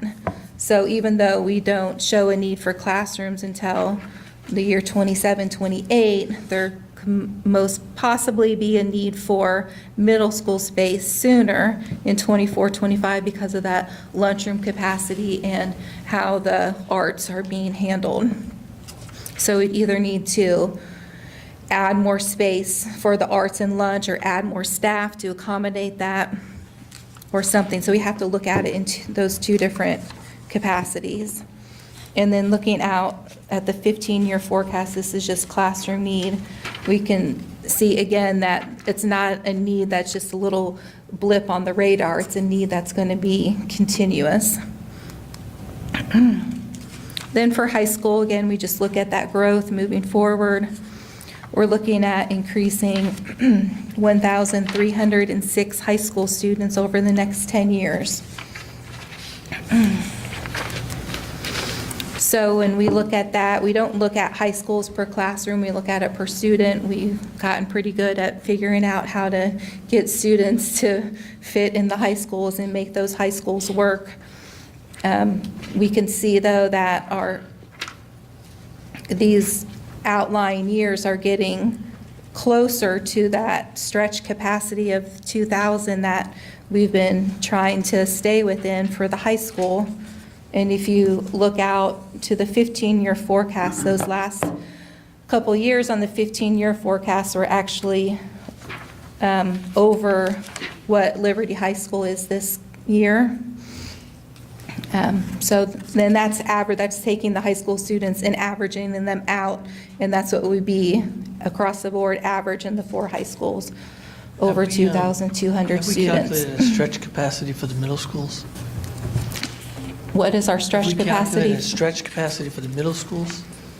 We've looked at that. That's more of an administration topic. I know that they've looked at that a lot because we've been having issues. I think we've been stretching it and stretching it and stretching it over the past couple of years, increasing the lunch to be as efficient as possible, making classrooms out of thin air. I don't know how they do it. I think we've stretched middle schools as far as they can be stretched, unless they have more magic powers that I don't know about. Oh, like we know we can do 2,000 at the high Because it school. caps it at 5,500. If you apply a stretch to that, what would that number be? I think that is our stretch number. Well, I mean, we have had 1,200 at Shanahan. So what's the design capacity versus the stretch? Right. Jack? Right now, that is those two numbers, that the design is 55. Right, and so that's not the is stretch. 62. But we're restudying that stretch number right now. We're looking at it again to try and be more precise. Okay. Yeah, so if you look at that classroom capacity number, that's what that would be. It's, the nuances of the middle school schedule are different than the high school schedule, so it always comes back to where we put the kids when they're not in core classes. It's an estimate. Right. Again. Oh, absolutely, yeah. They've looked at, it would have to be a scheduling decision. It would have to be treated more like what we do in the high school. The middle school now, correct me if I'm wrong, but all 6th grade has lunch at the same time, 7th grade, 8th grade. In high school, that's all switched, and there's more lunch periods than there are grades, so you're able to spread that out. If you started to do that in middle school, it starts to create other scheduling nightmares, because when do you fit in all of the music and arts that you have to fit in, and then you need more teachers because you've divided that up into more times. I understand it's not ideal, but we should at least know the number. How old is the Shanahan building now? 54. 1954. So it's 46? 54. Pushing 70? Life cycle. And it's been piecemealed. Oh, yeah. Yeah, it is pretty much So cobbled together. But from, you know how it has 2 gyms. Oh, and that's key. I'm telling you, if you have extra kids in extracurriculars, Is that something that we should have? we should have them at every middle school. Yeah. So this slide is just a summary. Right. Financially. And physically, based on the footprint of the Sorry, building. Sharon. Oh, you'd have to change the footprint, but that can be done, but If you're trying to increase capacity, increase the size of the building, because you can't, if I look at this from just a strictly logical way, we have 4 high schools, I don't know their square footage off the top of my head, but you've got, we know they can handle 2,000 kids. But what's the size of the middle school? they're different. Shanahan is different than Liberty, and Liberty is different than Orange. Well, Liberty then and Hyatt's Heights are, well, that's even a little different, Yeah, too. because But- Hyatt's has a swing classroom. Right. So, I mean, Go back, I think the design capacity initially of like those was 900. Because that was always the long-term vision for how big we wanted the middle schools to be in theory. So that's kind of what they were designed for, was 900. And what's Yeah. hurting Shanahan is the cafeteria space. yes. We need a second floor Did we cafeteria. just remodel? Yeah, we remodeled it, but it didn't make it like a lot bigger. Well, I thought they pulled some You from could that go- other building, right? Didn't they pull some space from when you guys moved out? Not for Administration moved out? cafeteria. Yeah, but then Not for cafeteria? I thought there was- Oasis is back there. In the, so, Administration was not going to, yeah. Okay, sorry. That's right. So this summary sheet is just showing the 3 different summaries that we have for the elementary school, the middle school, and the high school, and when we have need for different rooms.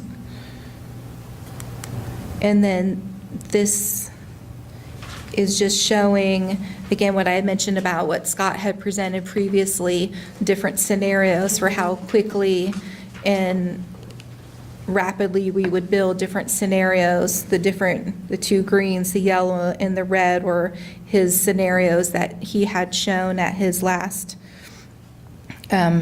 projections. The blue line that's going up is what we're showing as our projection, and the purple is what the Delaware County has shown for their projection.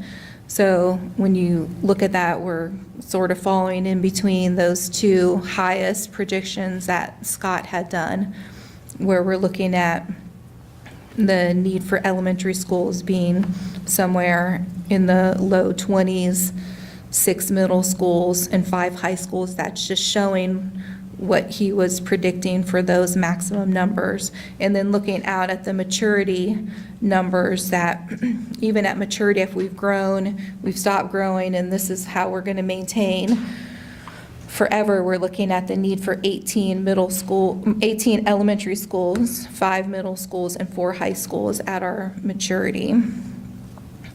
but then at maturity, you really got to consider the age of Shanahan. Right, and I So even though apologize it that. says 5 middle schools, you're like, oh, we're done. No, well, You got to Right. deal Or with make an it to aging 2039. building, which is what Worthington and Arlington are dealing with now. Right. And it's not showing up on there, but I think it's in the packets that you guys have where you can see, yeah, Shanahan Middle School is going to be 100 years old and not too far of a future. And then long past when any of us will be thinking about this, in 2090, Olentangy High School is going to be 100. And that's, just past where we're hitting maturity in some of these scenarios, so. How many more terms? Did you say you're committed to the board till 2039? No, I asked you, how many more terms is that for her? Get to 2090. With regard to Mr. O'Brien's point about the design capacity and the stretch capacity and those things, I think it's really important to find out what that number is and put that in front of the community, because it's exactly like the same question we had about the high schools. And we always envisioned 1,600 student high schools. We let that grow to 1,800 and blew past it to 2,200. So we put in front of the community, how big do we want our high schools to be? So I think that same question has to be, so we have to show them, here's what it looks like if we don't build another middle school eventually. But that's the question we have to ask the community, how big do you want the middle schools to be? Because regardless of whether we have the building or don't have the building, we're going to educate the kids the best we can, whatever we have to design the program to be, given what the community wants. But like one of those scheduling constraints, it happens now, we end up having to put over 100 kids in a study hall. If it continue, we continue to grow, then we're looking at 150 kids in a large study hall space somehow, or 2 study halls, because you don't have the unified art space. Which is the cafeteria do when those they're kinds of not things. serving lunch. But that's a question the community has to answer. We're just showing them numbers right now, right? It's just numbers. Looks like I got a project this spring. It looks- So Well, I mean, underpinning the forecast is the assumption that the economy Right. stays strong and gets better, right? There's no correction, and then I don't think it'd be appropriate to try to forecast a correction, but you have to appreciate that it's It could change. assumption compounded upon assumption, and so the notion that we just continue this pace of growth, in essence, in perpetuity, there will be a pullback at some point. Well, When we're it not is, who showing knows? the same growth Right. forever. We're showing that growth tapering down. We're Going down the showing builds. the 700 housing starts. That's Right, like it does I said. taper down, but It still, does. it's, like any forecast, it's never going to actually show up that way, No. right? Because it's a forecast, but The tool. that would be a nice soft landing, but that typically is more of a correction and a pullback. It's more of a U shape than a nice, you want a U or a V, not, We're not seeing from any other reports that have been presented to us, we're not seeing any forecast that's showing a rapid drop in housing nor did we starts. see that in '06 and '07, and it happened in '08 and '09. You're not going to see it coming. You just try to prepare. That's Right. all I'm saying. But we still grew during that time. Still grew. And We we did. we put off building Berlin, but then we were really hurting, and we really needed it. Well, the other thing that helped us get through that issue at the elementary level was the fact that we built Heritage. ahead of when we And we actually also need- changed our assumption on capacity at the Correct. elementary school. If we stuck to design capacity then, we'd have 16 now, right? But we took a refreshed view of elementary capacity, and it's bought us a significant amount of time. We Well, and- also and- built classrooms at Shanahan Middle School and are doing additions. Right. Which is subsequently, which in essence is our 16th elementary, because we added 12 and 18. And Right. the Yeah. upside of that is we haven't increased our operating costs because we're not adding any unique positions of principal and other unique personnel. So we're able to help with those operating costs in that time frame. So it's But- been, again, we had the authorization in 2011 to build that building. We haven't brought it on because we've tried to hold it off for as long as we possibly could. Mostly because of the recession. And Dave, where do we have land? I know, like, there's Curve Road. There's 2 on Sawmill Extension, the Sawmill Parkway, Okay, there's so- two parcels there. So like Bunny Station and And Bean Island. Bean Island. Bean Oiler, okay. But they're elementary in their size. And the curve can let you do a combined elementary and middle. And then, of course, you know that Berkshire, you've got land there for Yeah. elementary connector. But the curve does not have utilities, correct? That's the issue.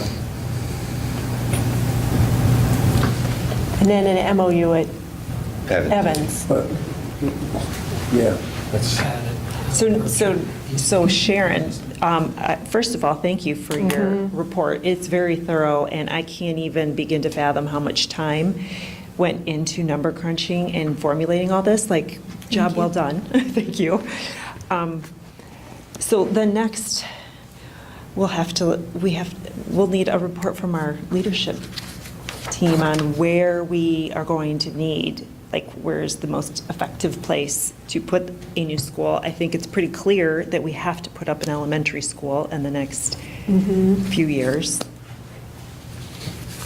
Well, that all comes down to the timing of when we would discuss a potential ballot issue, and, you know, the soonest that would be the spring of 2020, and the soonest that would accommodate opening an elementary would be the fall of 2021. We are going to take these enrollment projections and roll them into an analysis of the individual building kind of level projections and see where that would be, because that'll help us make that determination. Something we've already been discussing is we hit the first of the year.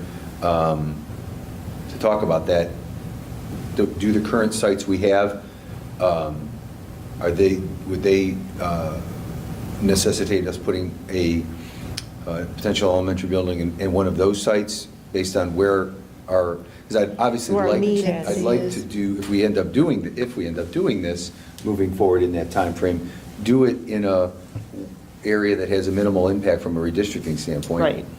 So where do we see those projections being applied to each individual building as best we can by grade level? Because that isn't something we've done historically. So as best we can predict that, that'll help us identify where we'd want to potentially look at future buildings. Not that we're going to put a sign up on a road that says future site of Olentangy Elementary 16, like we used to do when we were building one every year. We knew where they were coming online. Ideally, it'd be great if we had land in population dense areas, Yeah. like the southern end of the district, but that's not right now available. Or if it was, it would have a significant cost. I don't know what the commercial land's going for. The residential land's going for about $60,000 an acre. 150 to 200,000 said for Creekside, he had was one slide. Yeah. Or 120 to 150,000 per acre.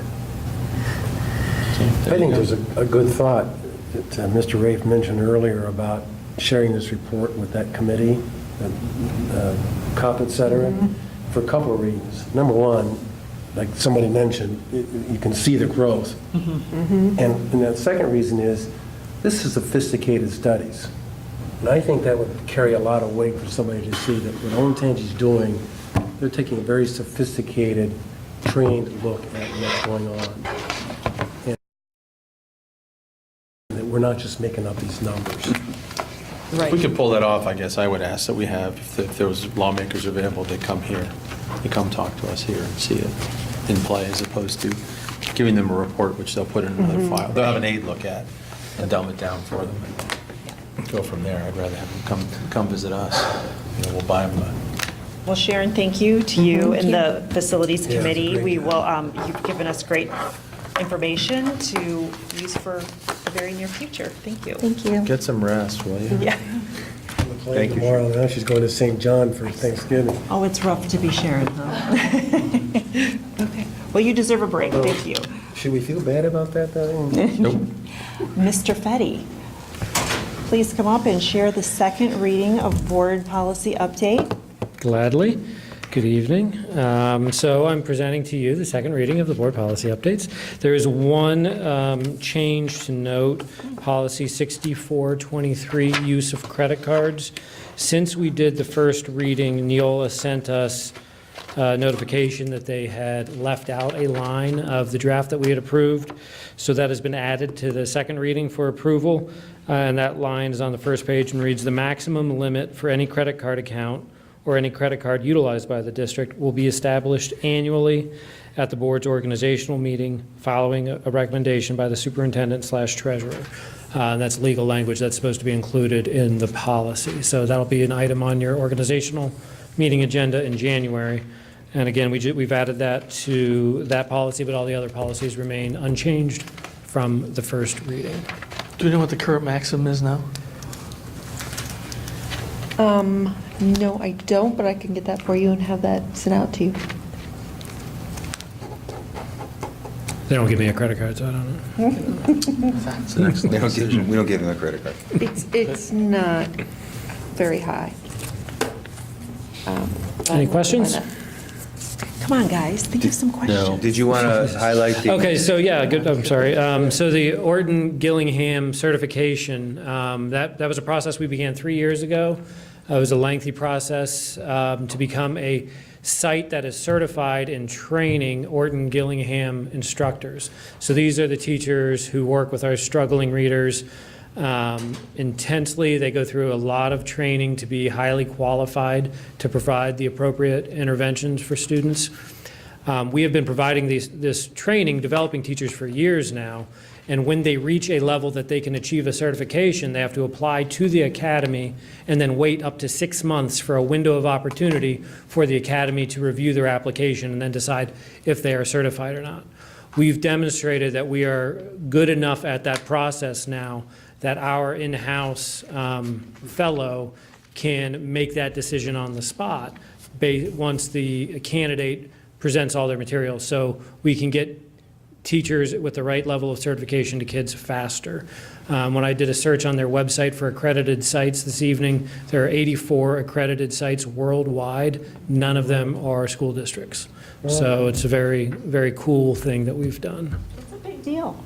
And when I was at the Capitol Conference, I sat through one of our KELP, I believe she's KELP, certified OG deliverers, was in a presentation with other educators from Northern Ohio.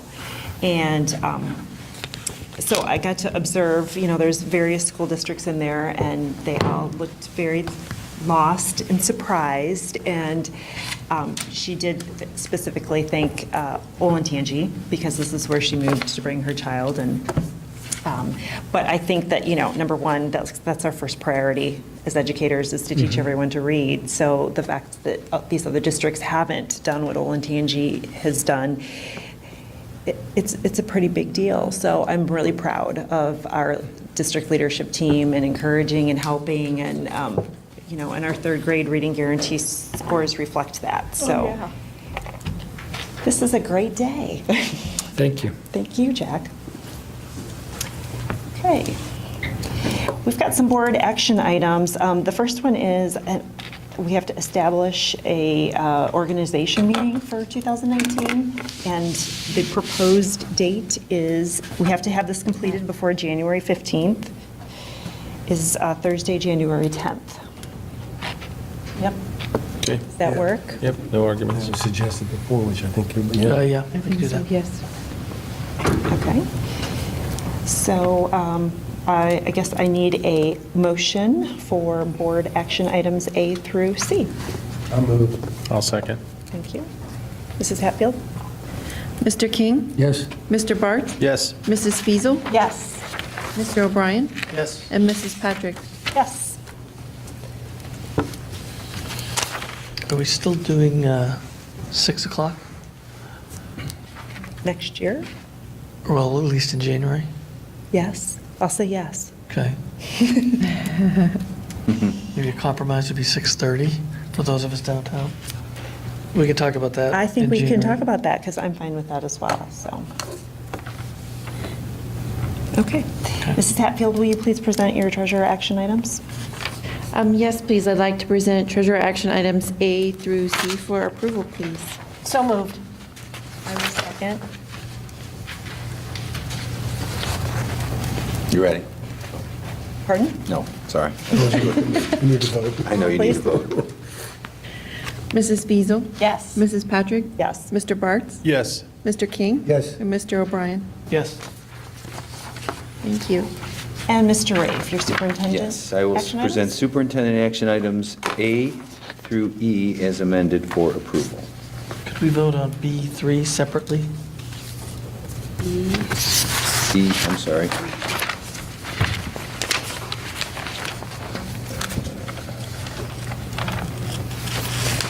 Are we voting for that separately? You want to pull that out? I want to pull it out, yeah. We keep, Okay. oh, okay. We can vote on it Vote separately. separately, yes. Okay. Okay, so I'll present superintendent action item B3 for approval. So moved. Do we have a second? I'll second. So what did he present? Just B3. B3. Just B3. Just Just B3. B3. Okay.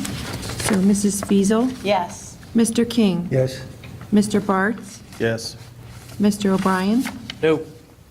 and Mrs. Patrick.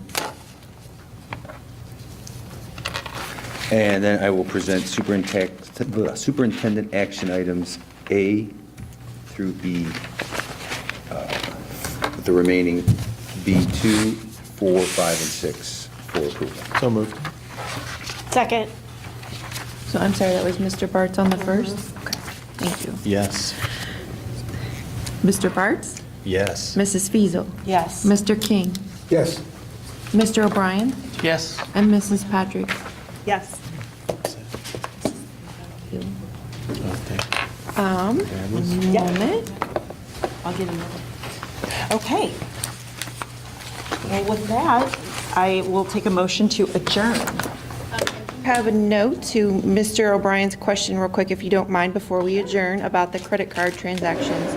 The credit card single transaction limit is 1,000. Okay. And so then each transaction then is reviewed. If it does need to be higher, it has to come to the treasurer's office for approval before that limit is addressed. Thank you. You're welcome. Thank you for waiting for that answer. Okay. Well, now I will take a motion to adjourn. So moved. Second. All right, well, we are adjourned and. We have to do roll call. Oh, shoot. Let me do roll. I only have one meeting left to get it right. It's not looking good. We're heading that turkey coma early, right? Mr. O'Brien, Yes. Mrs. Fiesel, Yes. Mr. Bartz, Yes. Mr. King, Yes. and Mrs. Patrick. Yes, okay, we're adjourned You. until December.